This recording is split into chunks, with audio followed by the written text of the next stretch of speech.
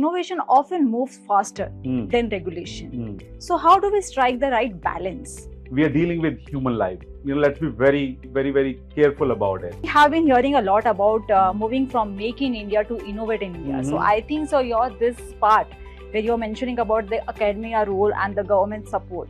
Could you please more highlight on this thing, like how we can go ahead and do this more in meaningful manner?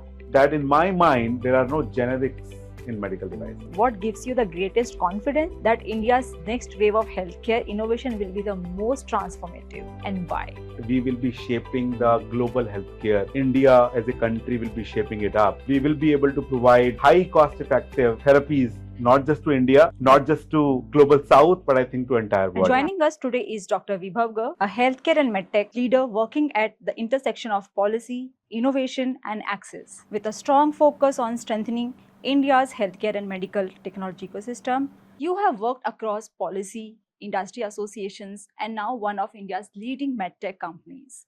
Has your perspective on healthcare leadership changed over the years? Hi, thanks for having me first of all. And I think healthcare leadership perspective definitely has changed over a period of time, I would say. When I started working in this sector of healthcare, for me, healthcare used to be more transactional. It used to be more access. But over a period of time that I have been part of policy forums, industry associations, worked with regulators and policymakers across the globe, I think what I feel is healthcare leadership is all about, in my mind, empathy and an ecosystem approach, I would say, where silos don't really work.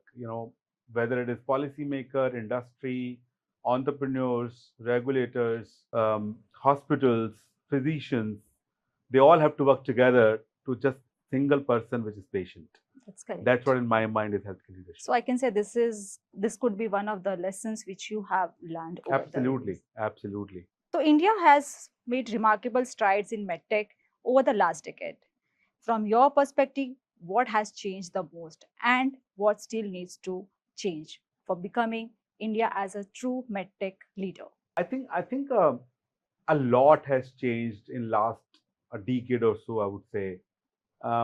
India was considered as a large market, large consumer market, That's I would say, correct. because of sheer population that we have, and therefore the size of our dependence on imports was very high, and I think in last decade or so, the amount of focus that has come into this sector by sheer political will, I would say, is tremendous.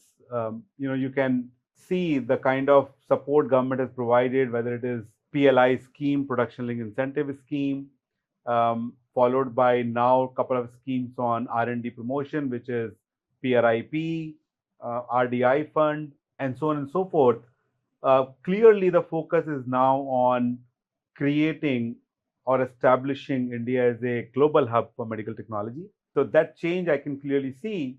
And what I think it needs to go forward, we need to really focus on how do we bring all the stakeholders to further work together. That's correct. Right? So while policy may come, but a policy will not succeed unless industry execute it. That's right. And similarly, if industry is willing and policy is not giving support to the growth, that also is a questionable policy. So I would see all stakeholders coming together, working for the single objective of making India a growth engine for world for medical technology and healthcare is the right way forward in my mind. So you rightly said that government has really given the boost and lot of innovations are really happening, and we could see that shaping up in the Indian healthcare. But still, if we see the innovation often moves faster than regulation. So how do we strike the right balance between encouraging industry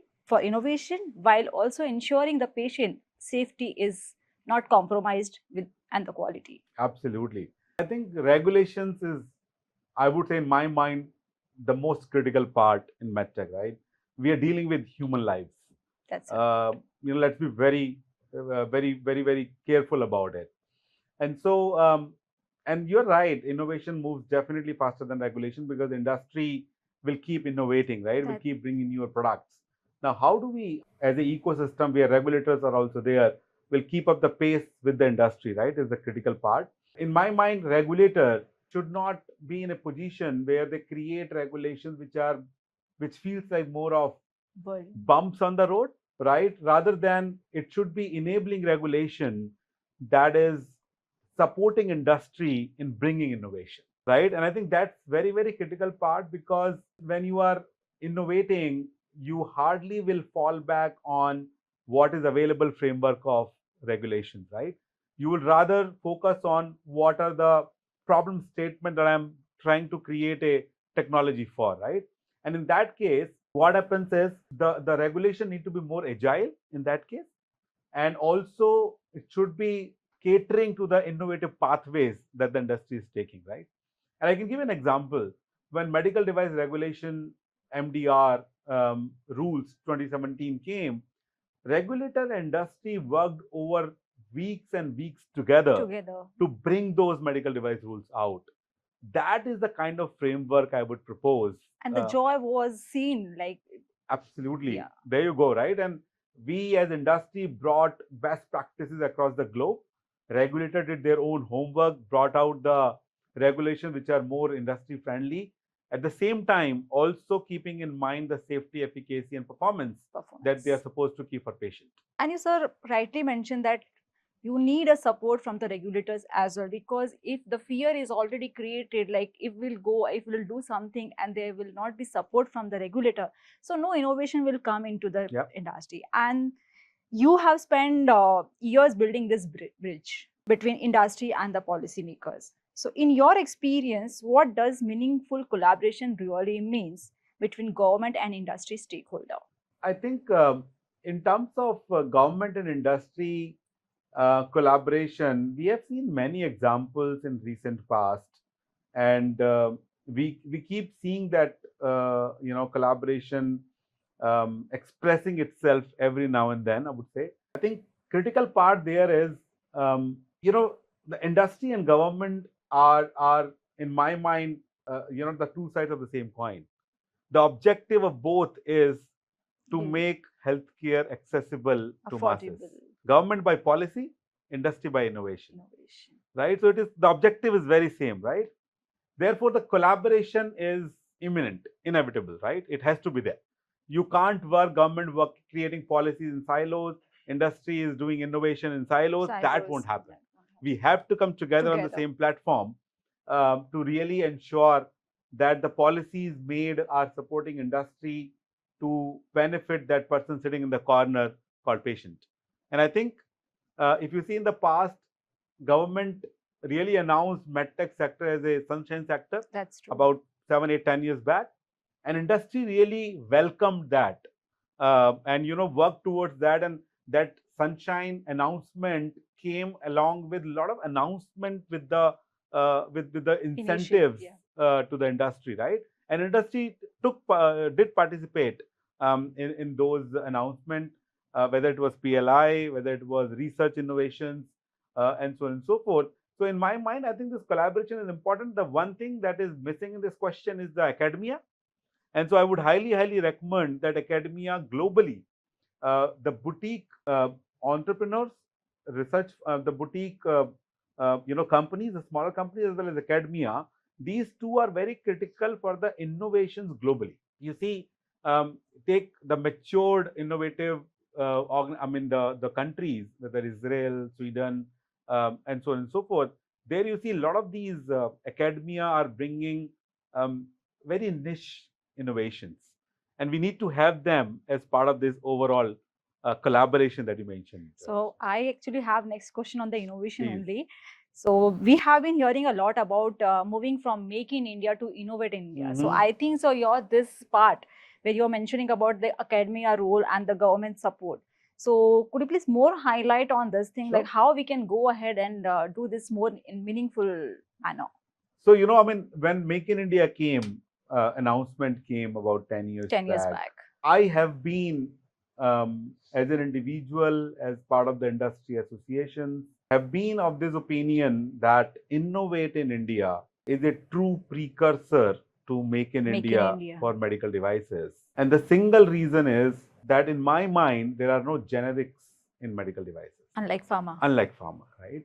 And I think that's where innovation is so critical for the success of MedTech sector or India becoming a MedTech hub for the world. And I think that's where, in my mind, we have to focus as industry. Our investment behaviors have to reflect that. We have to invest in R&D, in innovation, create, the create better technologies which are more cost effective for the patients. I think that's where I was mentioning the collaboration is the key, to bring all these stakeholders together and then drive this. So just now you mentioned about the cost, and India is known for the affordability.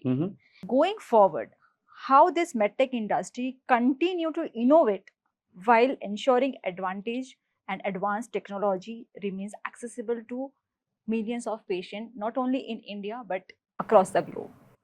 I think the solution is one, scalability. As simple as that, right? We have to have solutions, the healthcare solutions, the medtech solutions, which are scalable.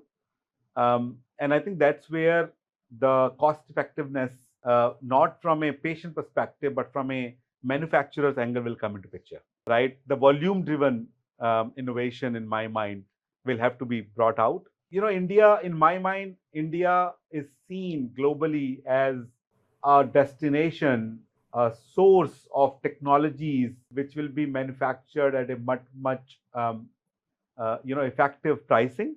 And that effective pricing comes from our capability of deep manufacturing understanding, basically, right?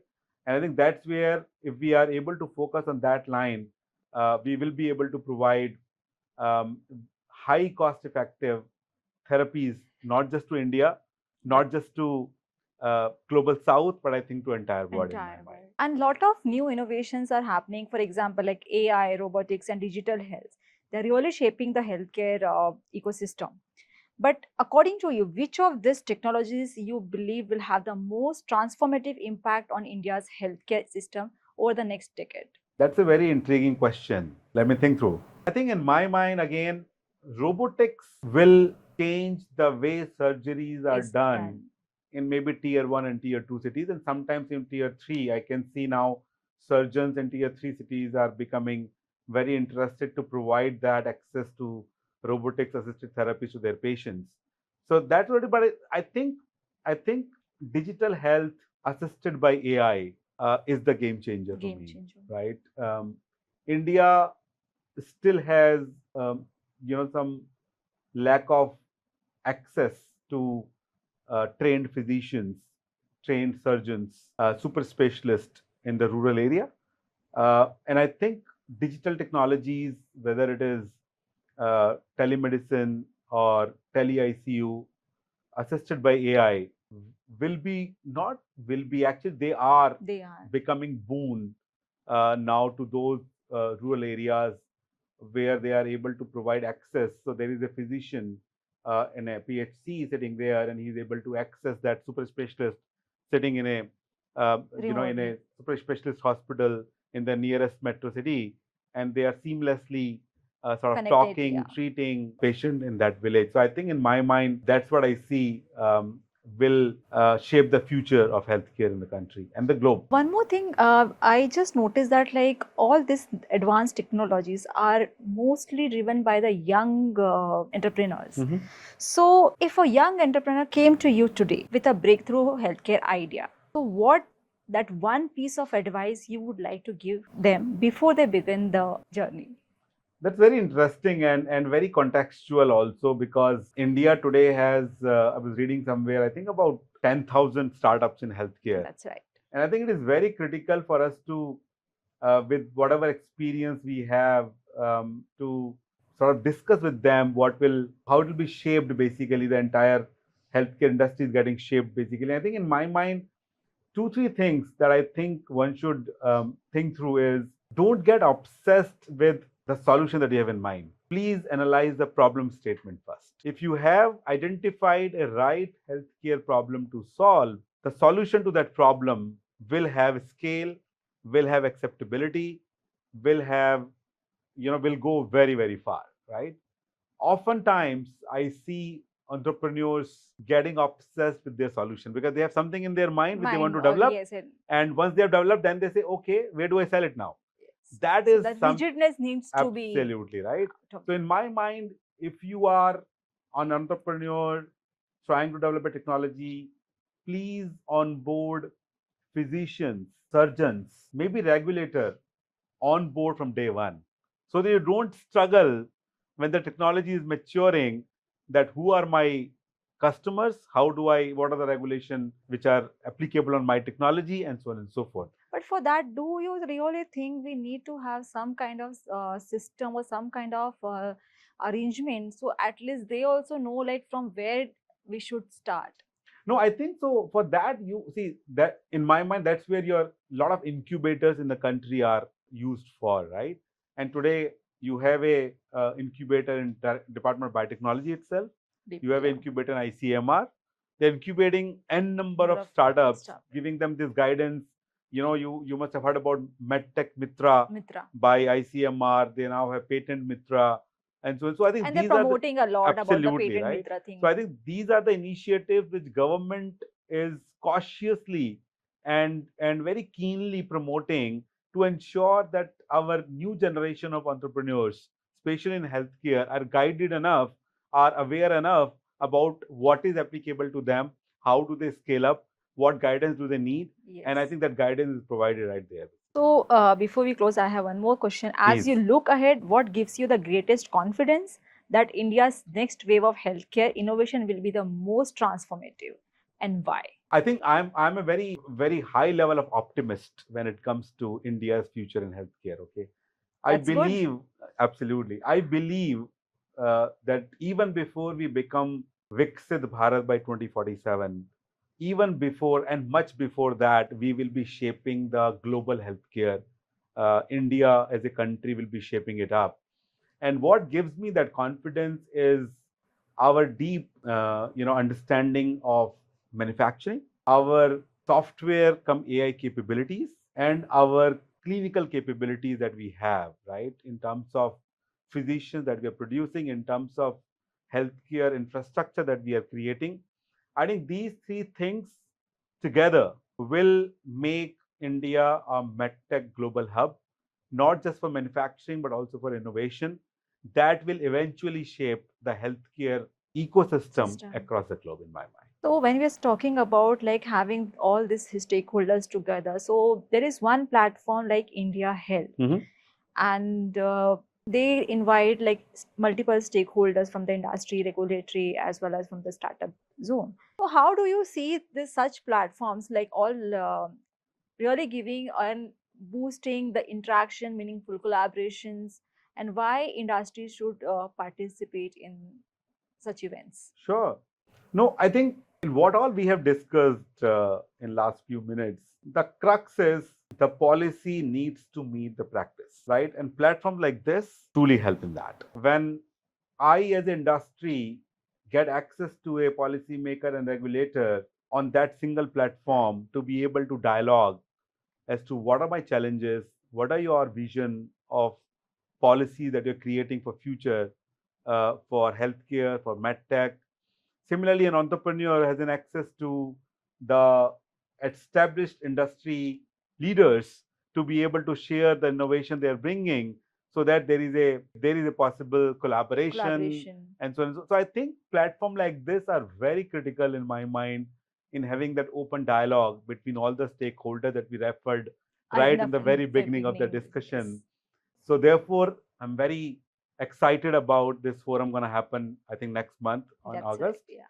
And I look forward to the forum and look forward to interact with my peers, regulators, policymakers, the budding entrepreneurs, and of course, the physicians on the platform to interact, to share knowledge, and to gain knowledge as well.